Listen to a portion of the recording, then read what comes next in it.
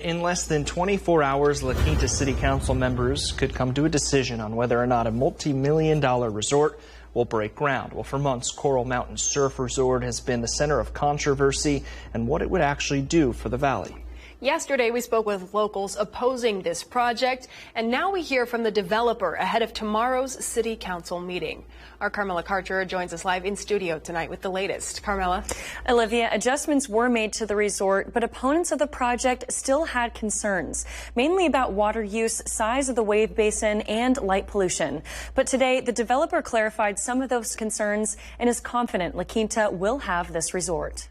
We've done everything humanly possible that we could do. The heavily debated and highly controversial Coral Mountain Resort in La Quinta may become a reality. After hearing concerns from the community, developers of the project made adjustments and even sent out fact sheets to neighbors, all to help clarify information and hopefully gain more support. I've met with people and said, I didn't really understand it before, and now I understand it. And I think once they heard more about the project, it definitely had an impact. But two big worries remain: the size of the wave basin and water use. The whole thing is smaller.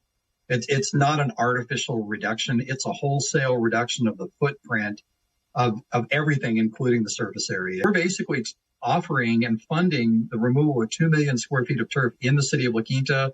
Residents can apply for that. That's 65 million gallons of water annually coming out of the aquifer that will never come out.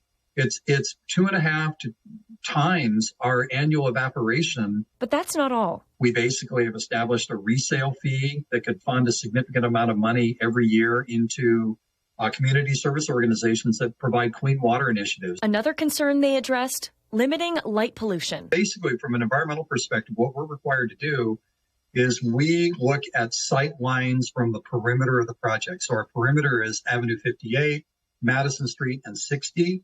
And we model from those locations. There's particulate in the air, it could glow, right?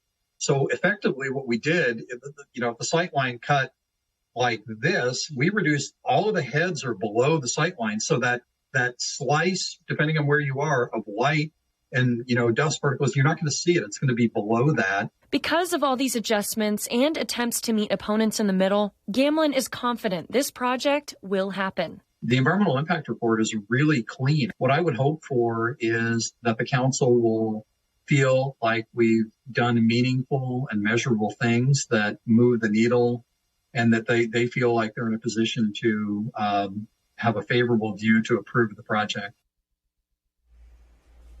CM Wave Development owns the property, and originally a golf course community was approved for the property. So if this wave park is not approved, a golf course isn't a guaranteed replacement. Again, the meeting is scheduled for tomorrow at La Quinta City Hall starting at 5:30. In studio, I'm Carmela Karcher. Back to you.